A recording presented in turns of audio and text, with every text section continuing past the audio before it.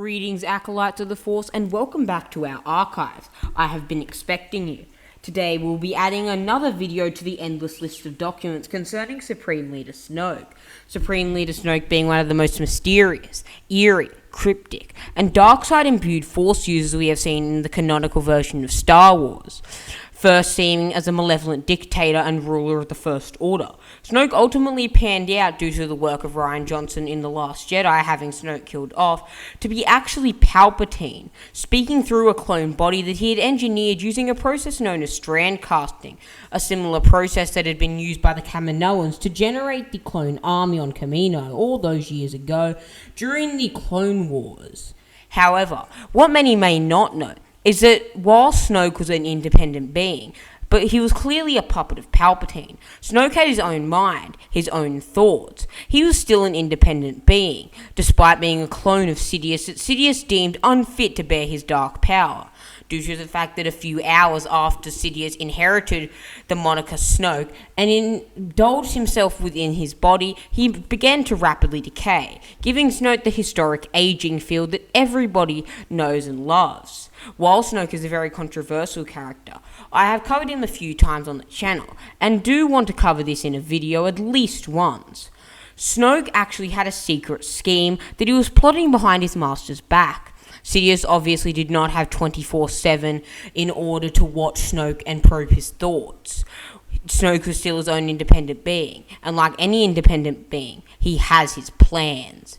So today, we will be looking over Snoke, and how Snoke actually planned on defeating and killing Darth Sidious while he was stranded on Exegol. Warning, this does contain some published content from the Secrets of the Sith novelization. The Secrets of the Sith novel is one of the greatest Star Wars novels I've ever read, and I highly recommend that you read it. Starting off, we have something I believe that all Star Wars fans should know, which is a brief induction into the origin of Snoke. After Darth Sidious' ousting from the Galactic Empire position by Darth Vader, Sidious utilized one of the Sith Eternals and his genetic experiments to spread his influence across the galaxy through indirect methods, while he was forced to remain on Exegol to his situation, with his body rapidly decreasing.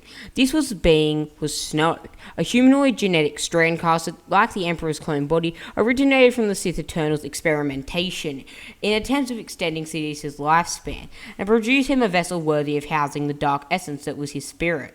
During the reign of the Galactic Empire, through Snoke, and though he was naturally Force-sensitive, Sidious deemed his body an unworthy vessel for housing his essence, but still found use for him as a puppet for his plans of restoring himself to power. Snoke eventually became Sidious's proxy in the First Order after his creation, a hermit state that began as the remnant of the Galactic Empire that escaped under the contingency, and by extension, helped ensure the faction that would be in control. Snoke grew to become the cruel dictator and supreme leader of the faction, and through manipulation of his puppet, Sidious gathered the forces that would go on to form the First Order's military.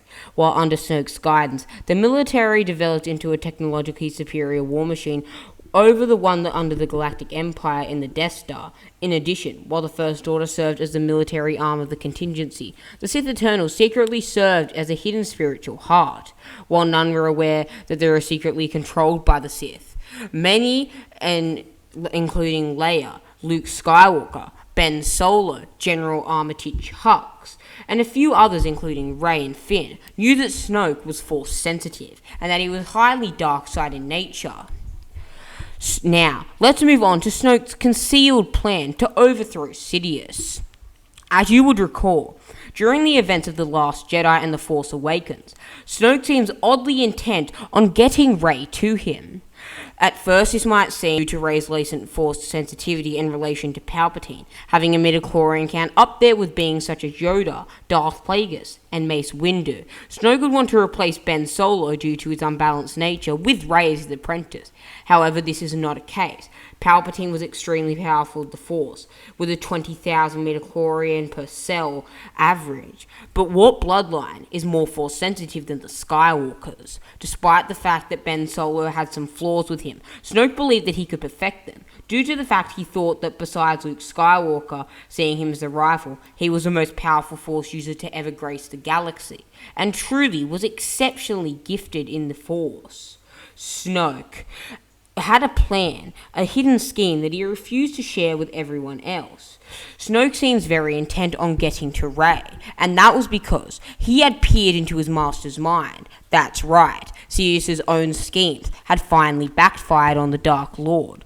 Sidious believed that he was beyond manipulation, something that he shared in common with his Padawan, Dooku, his second apprentice in Darth Tyrannus.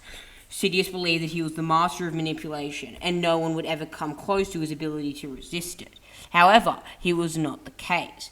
Snoke used a connection between Sidious and Snoke in order to peer into his master's mind and see his plan. He saw his stranded, weakened, and crippled state on Exegol as his body slowly decayed and deteriorated alone, while the Sith Eternal was slowly running out of time to create another clone body for the Emperor that they served.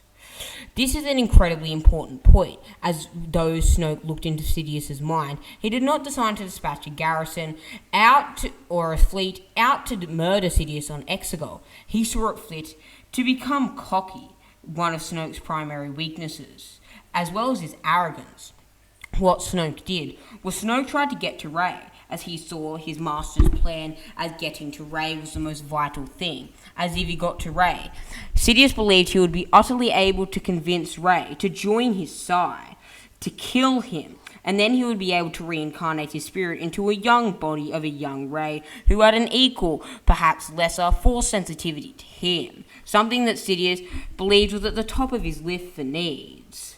The following monologue comes from the Secrets of the Sith in Palpatine's point of view. With the Force as my guide, death would not be the final word in my story, but my fall would signify a necessary end to the Empire. If the vast and powerful forces I'd gathered could not perform their sworn duty and protect their own Emperor, they did not deserve to lay claim to this galaxy in my absence. For their failures, I would see them burn, and the galaxy along with them. Resistance, rebellion, defiance. These foolish notions gained strength in my absence. They could not be allowed to persist.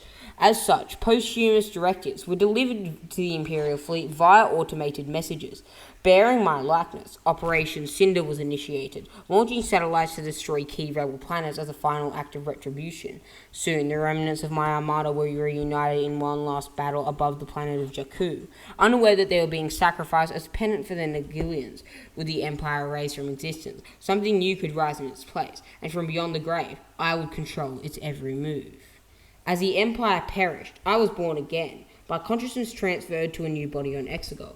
Alas, even years of experimentation, the cloning techniques employed by my acolytes were inadequate.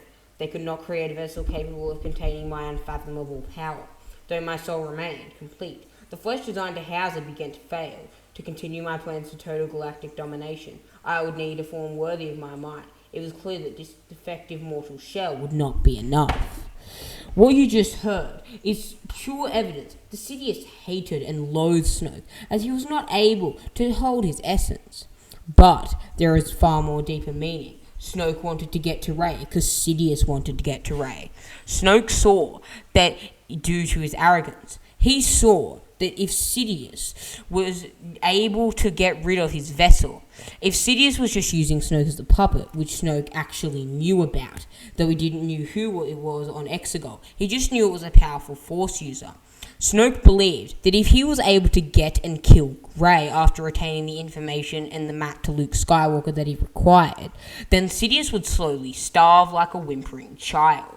Sidious was dying on Exegol, slowly, and Snoke wanted to savor every moment he could to murder his hidden and concealed master. If Sidious did not get to Rey in time, then he would be out of options. He would die, and his spirit would be left helpless, entombed to the void for all eternity. This was why Snoke was so intent on Kylo Ren bringing Rey to him. Not because he wanted a change of apprentice, although he certainly would have considered this in my opinion. It was because he wanted to thwart Palpatine, his own creator, and desired to see him die. He wanted to see him suffer and have another torturous existence, right until his last rasping breaths. Now, my friends, I bid you farewell. This is where we part ways. I hope you now can fully comprehend Snoke's secret plan to murder Palpatine, and how it was one of the most cruel things in all of Star Wars canon. Goodbye, my friends. I hope you enjoy updating our archivists and our archives. Our archivists and scavengers are currently scattered around the entire galaxy searching for more videos to keep you updated on all the Star Wars lore. Goodbye, my friends, and I'll see you in a galaxy far, far away.